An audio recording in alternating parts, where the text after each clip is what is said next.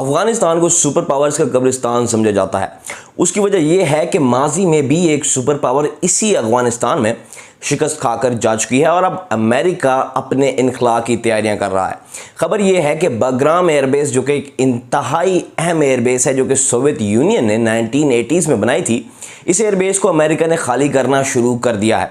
ये एयरबेस अफगानिस्तान के अंदर एक बहुत अहमियत की हामिल। अमेरिका की इस मूव से सारे रीजन में पावर का एक खला बनने वाला है।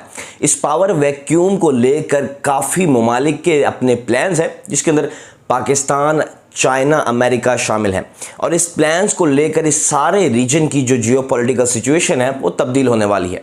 एक नई game, a new great game इस सारे खित्ते को कवर कर देगी और इस सारे खित्ते की सूरत हाल और इसका मुस्तकबिल तब्दील होने वाला। इस हवाले से आज की इस वीडियो में हम ये डिस्कस करने वाले हैं कि आखिर अमेरिका का क्या प्लान है। विड्रॉल, ट्रुप्स विड्रॉल के बाद जो कि अमेरिका ये चाहता है कि 9/11 की एनिवर्सरी के ऊपर अमेरिका मुकम्मल तौर के ऊपर अफगानिस्तान से निकल जाए। उसके बाद अमेरिका के क्या प्लान्स हैं अफगानिस्तान को लेकर, वो इस वीडियो के अंदर डिस्कस करेंगे।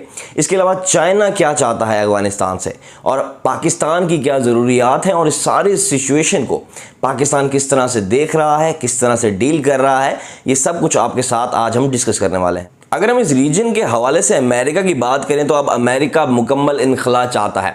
अमेरिका ये चाहता है कि जो इसके ट्रूप्स जो हैं, जो कि मौजूद हैं अफगानिस्तान के अंदर, उनकी प्रेजेंस को ख़त्म कर दिया जाए और इक़्तिदार जो है वो अफ़गान गवर्नमेंट को मुंतकिल कर दिया जाए। अमेरिका अपना तसल्सल जो है वो अभी भी इस खित्ते के अंदर चाहता है।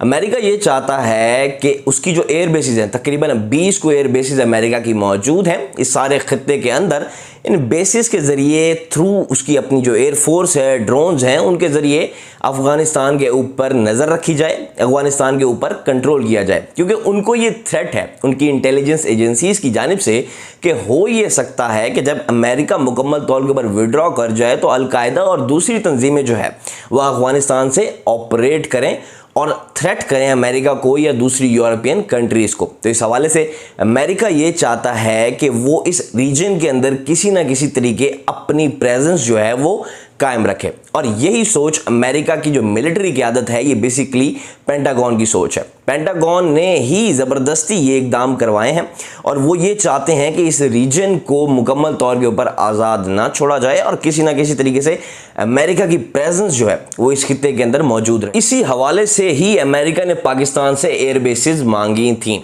हाँ, ये एक अलग खबर है कि इस बार पाकिस्तान हुकूमत का स्टांस जो था, जो ये वाली गवर्नमेंट है, ये इसकी बहुत बड़ी कामयाबी है कि इन्होंने एक फर्म स्टांस शो किया और अमेरिका को जो है ना वो बेसिस देने से पाकिस्तान ने इनकार कर दिया है, क्योंकि पाकिस्तान के अंदर जो बलूचिस्तान की लोकेशन थी, ये सबसे फिजिबल लोकेशन थी अमेरिका के लिए किसी भी एयर बेस जो अमेरिका को ज़रूरत थी, क्योंकि यहाँ से वो बड़ी आसानी से अपने जो काइनेटिक अटैक्स हैं या ड्रोन अटैक्स हैं, ठीक है, मिलिट्री ऑपरेशंस जो थे वो आसानी बलूचिस्तान के ज़रिए जो है ना अफगानिस्तान के अंदर कर सकता था। और इससे होता भी ये कि अमेरिका को एक बनी बनाई बेस जो है वो पाकिस्तान फराहम कर देता, जिस तरह माजी के अंदर पाकिस्तान करता रहा है। लेकिन इस बार सूरत हाल काफ़ी मुख्तलिफ है। पाकिस्तान ने बाकायदा तौर पर एक स्टेटमेंट जारी की, पाकिस्तान के फ़ॉरेन ऑफिस ने, और उन्होंने ये कहा कि पाकिस्तान किसी भी किस्म की कोई एयर बेस जो है वो अमेरिका को नहीं दे रहा। हाँ, एक एग्रीमेंट का जिक्र ज़रूर किया गया है पाकिस्तान फ़ॉरेन मिनिस्ट्री की जानिब से।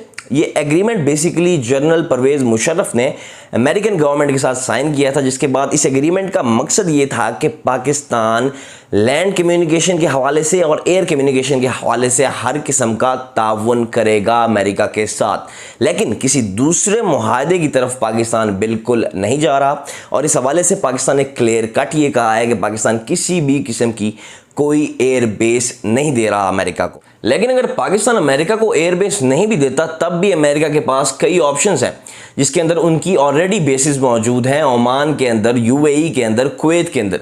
इन बेसिस के ज़रिए वो बाआसानी जो है ना वो नज़र रख सकता है अफगानिस्तान के ऊपर। इसके अलावा सेंट्रल एशियाई ममालिक, जिसके अंदर तजाकिस्तान और उज़्बेकिस्तान शामिल हैं, इन ममालिक से भी अमेरिका ने बेस मांगी है।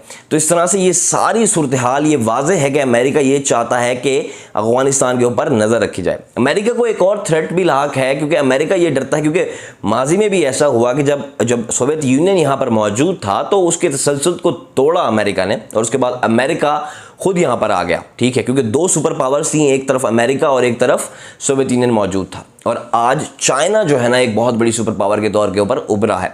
तो अमेरिका को बेसिक थ्रेट जो है वो चाइना का है, क्योंकि चाइना का इन्फ्लुएंस, अमेरिका ये डरता है कि चाइना का इन्फ्लुएंस बढ़ जाएगा अफगानिस्तान के अंदर। तो अमेरिका ये चाहता है कि सारे रीजन को अभी भी अपने कंट्रोल में रखे। इसके अलावा कई प्राइवेट मिलिट्री कॉन्ट्रैक्टर्स, जिस तरह ब्लैक वाटर तंजीम है, इस तरह की कई दूसरी तंजीमें हैं जिनके तकरीबन 1800 ट्रुप्स जो है वो इस टाइम अफगानिस्तान के अंदर मौजूद हैं। इन तंजीमों से मुतल्लिक भी अमेरिका ने कोई वाज़ेह पॉलिसी नहीं दी और ना ही उनके इनखला की कोई बात हो रही है। तो ये जाहिर है कि अमेरिका किसी ना किसी तरीके से अपनी प्रेजेंस इस एरिया में अभी भी चाहता है, ताकि वो अपना मिलिट्री तसल्सल जो है, ताकि वो अपनी प्रेजेंस रख सके, ताकि अमेरिका के जो मिलिट्री इंटरेस्ट हैं उनको सिक्योर करने के लिए कोई ना कोई ऑप्शन उनके पास मौजूद। अगर हम चाइना की बात करें तो रिसेंटली एक ट्राइलैटरल फॉरेन मिनिस्टर्स की मीटिंग हुई इस्लामाबाद के अंदर। ये मीटिंग इंतहाई अहमियत की हामिल थी। इस मीटिंग के अंदर चाइना के फॉरेन मिनिस्टर, अफगानिस्तान के फॉरेन मिनिस्टर को होस्ट किया पाकिस्तान के फॉरेन मिनिस्टर शाह महमूद कुरैशी ने। इस मीटिंग के अंदर चाइना ने यह वाज़ेह तौर पर कहा है कि चाइना अफगानिस्तान के अंदर पीस, स्टेबिलिटी चाहता है और इकोनॉमिकली जो है ना वो इसको ग्रो करना चाहता है, एक अच्छे ताल्लुकात चाहता है। बेसिकली चाइना ये चाहता है कि उसका जो बेल्ट एंड रोड इनिशिएटिव है उसको एक्सपेंड करे, उसको पाकिस्तान के ज़रिए अफगानिस्तान के साथ कनेक्ट करे और फिर अफगानिस्तान के ज़रिए उसको ईरान तक कनेक्ट किया जाए। अब ईरान और चाइना जो है ये मुकम्मल तौर के ऊपर अपोजिट हैं अमेरिका के, और दूसरी जानिब चाइना के रशिया के साथ भी अच्छे ताल्लुकात हैं। तो इस तरह से इस सारे रीजन के अंदर जो पावर वैक्यूम है, अमेरिका को ये थ्रेट है कि चाइना उस पावर वैक्यूम को फिल कर देगा अपने बेल्ट एंड रोड इनिशिएटिव की जानिब से, क्योंकि चाइना जो है वो बेल्ट एंड रोड इनिशिएटिव को एक इकोनॉमिक इंफ्रास्ट्रक्चर के तौर के ऊपर देखता है, जबकि दूसरी जानिब अमेरिका इसको एक स्ट्रेटेजिक मूव कहता है और ये कहता है कि जो है ना चाइना जो है वो अपना इन्फ्लुएंस इस सारे रीजन के अंदर इस BRI के जरिए बढ़ा रहा है, और ये अमेरिका के इन्फ्लुएंस को एक थ्रेट है, अमेरिकन इंटरेस्ट को एक थ्रेट है अगर चाइना जो है ना वो एक्सपेंड कर जाता है विद इन अफगानिस्तान के अंदर, और उससे वो बासानी जो है ना वो ईरान को कनेक्ट कर सकता है अपने बेल्ट एंड रोड इनिशिएटिव से। तो इस तरह से एक पूरा ब्लॉक जो है, ये सारा के सारा रीजन जो है ये पावर शिफ्ट कर जाएगा चाइना की जानिब, अगर अमेरिका जो है ना अपना इन्फ्लुएंस जो है इस रीजन के अंदर ख़त्म कर देता है। और चाइना की भी यही सोच है।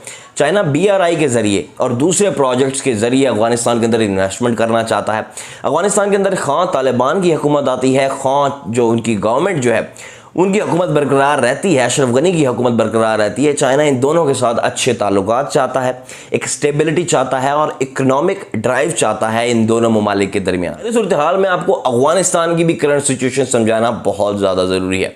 अगर हम अफगानिस्तान की बात करें तो अफगानिस्तान में तकरीबन 50% जो हिस्सा है वो अशरफ गनी की हुकूमत के कंट्रोल में है, 30% हिस्सा तालिबान के पास है और बकिया जो हिस्सा है वो शुमाली इत्तेहाद के कंट्रोल में है। अब हो ये रहा है कि जिस तरीके से अमेरिकन ट्रूप्स का विड्रॉल चल रहा है, इस तरह से हो ये रहा है कि जो अफगान हुकूमत की मिलिट्री फोर्सेस हैं वो काफ़ी ज़्यादा कमज़ोर हो रही हैं, क्योंकि एक तो उनके पास लैक ऑफ मोटिवेशन है, लैक ऑफ एम्यूनिशन है उनके पास, ठीक है, और उनकी एक बड़ी सी फ्रिजाइल सी सिचुएशन जो है ना वो बनती जा रही है। दूसरी जानिब तालिबान जो है वो काफ़ी ज़्यादा सरगर्म है और तालिबान की ये कोशिश है कि शुमाली इत्तेहाद को भी अपने साथ लगा लिया जाए और कई दूसरे डिस्ट्रिक्ट्स जो हैं जो कि गवर्नमेंट के कंट्रोल में थे उसको भी तालिबान जो है ना वो अपने काबू में कर रहे हैं। उसकी रीज़न एक ये भी है कि अमेरिका ने तो तालिबान के साथ सुलह कर ली, ठीक है, अमेरिका ने तालिबान की जितनी भी डिमांड्स थी वो सारी कबूल कर ली, लेकिन अशरफ गनी साहब जो है ना बड़ा ही सख्त एटीट्यूड जो है ना वो तालिबान की तरफ रखे हुए थे। इस सारी सिचुएशन में सबसे अहम रोल रहा है पाकिस्तान का, क्योंकि पाकिस्तान ने इस सिचुएशन को काफ़ी हद तक तब्दील कर दिया है। अगर हम पाकिस्तान की बात करें और अगर हम ये इस बात को डिस्कस करें कि बेसिकली पाकिस्तान क्या चाहता है, अफगानिस्तान पीस प्रोसेस से पाकिस्तान को क्या फ़ायदा होने वाला है। सबसे पहली बात तो ये है कि पाकिस्तान ने अफगानिस्तान और अफगानिस्तान हुकूमत और तालिबान को मुज़ाकरात की एक टेबल के ऊपर लाकर बिठा दिया है। पाकिस्तान ने सबसे पहले जो है ना अफगान तालिबान से ये बात की कि आपको एक पीसफुल सोल्यूशन की ज़रूरत है। अगर आप जो है ना जंग के ज़ोर के ऊपर कब्ज़ा कर भी लेते हैं, एक US रिपोर्ट के हिसाब से तकरीबन 2 साल का अरसा दरकार है तालिबान को पूरे अफगानिस्तान के ऊपर अपना कंट्रोल कायम करने में। अगर आप 2 साल बाद ये हुकूमत कायम कर भी लेते हैं और इस्लामी शरी लॉ जो है वो अफगानिस्तान के अंदर ले भी आते हैं, तब भी आपकी हुकूमत को दुनिया तस्लीम नहीं करेगी। इस दुनिया में पाकिस्तान भी शामिल है, लिहाजा आपको जो है ना वो अफगान गवर्नमेंट के साथ मुज़ाकरात की ज़रूरत है। आप इलेक्शन लड़ें, अपनी हुकूमत कायम करें और इस सारे इशू को, अफगानिस्तान के मामलात को किसी एक मरकज़ के अंदर बैठ कर इनको रिजॉल्व करें और पीसफुल तरीके से आगे बढ़ें। तालिबान और अफगान गवर्नमेंट ने आखिर इसके ऊपर रजामंदी जाहिर की है और अफगान गवर्नमेंट जो है वो इक़्तिदार शेयर करने के ऊपर राज़ी हो गई है तालिबान के साथ। तालिबान को भी एक पीसफुल सोल्यूशन मिल चुका है, क्योंकि तालिबान का अब वो जो मिलिट्री के हिसाब से वो जो मिलिटेंट जो उनका एस्पेक्ट था वो काफ़ी हद तक ख़त्म हो चुका है। इनके ऑफिस हैं, दोहा कतर के अंदर भी इनका ऑफिस है, पाकिस्तान के अंदर भी इनके डेलीगेशन आते हैं, जो कि मुज़ाकरात के हवाले से पाकिस्तान ने काफ़ी हद तक जो है ना वो तालिबान की तरफ उनको जो है ना रजामंदी उनकी करवाई इन इश्यूज़ के ऊपर। अब पाकिस्तान का ये तो सारा सीन है अफगानिस्तान के साथ, क्योंकि पाकिस्तान को कुछ थ्रेट भी हैं अफगानिस्तान को लेकर, क्योंकि अफगानिस्तान पाकिस्तान का नेबरिंग कंट्री है और अफगानिस्तान के अंदर अगर कैओस होती है, अगर हालात ख़राब होते हैं, तो उसका डायरेक्ट इम्पैक्ट पाकिस्तान के पास ही होगा। क्योंकि पाकिस्तान की जो नई सोच है, जो इकोनॉमिक डेवलपमेंट पाकिस्तान चाहता है, वो पाकिस्तान अचीव नहीं कर सकेगा अगर अफगानिस्तान के अंदर जो हालात हैं वो ख़राब रहते हैं। अब कैसे अचीव नहीं कर सका? क्योंकि यार सबसे पहला इशू तो हमें रेफ्यूजीज़ का हो जाना है। अगर जो है ना वो मामला ठन गए तालिबान के दरमियान और अफगान गवर्नमेंट के दरमियान, तो एक बहुत बड़ी तादाद रेफ्यूजीज़ की हमारे सर के ऊपर आकर बैठ जानी है। उसके अलावा जो तालिबान के ऑपरेशंस होते हैं वो उनका एक जो है ना हमें हीट वेव हमें महसूस होनी है अफगानिस्तान से पाकिस्तान के अंदर, पेशावर के अंदर, रीजन के अंदर ख़ास तौर पर। हवाले से पाकिस्तान अफगानिस्तान को लेकर एक बड़े ही बेहतरीन तरीके से चल रहा है, लेकिन अब पाकिस्तान अमेरिका से किया जाता है। पाकिस्तान ने सबसे पहले तो अमेरिका को मिलिट्री बेसिस तो खैर देने से इनकार कर दिया है, लेकिन अब एक चीज़ अंडरस्टैंड करें, पाकिस्तान अमेरिका को अपनी एयर स्पेस यूज़ करने देगा। जी हाँ, मैं आज आपको बता रहा हूँ, क्योंकि अमेरिका की जो बेसिस मौजूद हैं, एयर बेसिस मिडल ईस्ट के अंदर मौजूद हैं, वो अगर अमेरिका यूज़ करता है तो अमेरिका को ईरान के रास्ते अफगानिस्तान तक जाना पड़ेगा। लेकिन ईरान की एयर स्पेस अमेरिका यूज़ नहीं कर सकता, क्योंकि अमेरिका और ईरान के दरमियान सारी दुनिया को मालूम है किस तरह के हालात हैं। तो अमेरिका पाकिस्तान की एयर स्पेस से होता हुआ अफगानिस्तान जाएगा। तो इस तरीके से बिल्कुल वाज़ेह है कि पाकिस्तान की एयर स्पेस अमेरिका यूज़ कर सकता है। अब बदले में पाकिस्तान क्या चाहता है? पाकिस्तान मिलिट्री असिस्टेंस के अलावा, एड के अलावा अब काफ़ी हद तक तब्दील हो चुका है। एक डिफरेंट अप्रोच इमरान खान की जानिब से, मुईद यूसुफ की जानिब से, पाकिस्तान की जो आर्मी चीफ है कमर जावेद बाजवा, उनकी जानिब से शो कराई गई है। अब पाकिस्तान इकोनॉमिक डेवलपमेंट चाहता है, अब पाकिस्तान अमेरिका के साथ ज़्यादा ट्रेड चाहता है, अब पाकिस्तान ये चाहता है कि इनको जो है ना वो इन्वायरमेंटल चेंजेस के हिसाब से इनकी हेल्प की जाए। इनको कोविड के अंदर जो है ना अमेरिका की असिस्टेंस चाहिए, इनको मज़ीद बेहतर ट्रेड चाहिए। ठीक है, तो अब पाकिस्तान का शिफ्ट जो है वो ट्रेड और इकोनॉमी की तरफ चला गया है। और इस सारे हवाले से, क्योंकि इस तरह के ये जो चीज़ें थी, ये पहले अमेरिका के साथ पाकिस्तान डिस्कस नहीं करता था लेकिन ये जो गवर्नमेंट है, इनकी अप्रोच टोटली डिफरेंट रही है इस सारे इशू को लेकर, और बाकायदा तौर के ऊपर एक बराबरी के लेवल के ऊपर अमेरिका के साथ टॉक्स जारी हैं। तो ये था ये Afghan peace process, a new great game. सारा टॉपिक मैं उम्मीद करता हूँ आपको बेहतर तरीके से समझ आया होगा। अगली वीडियो तक के लिए अल्लाह।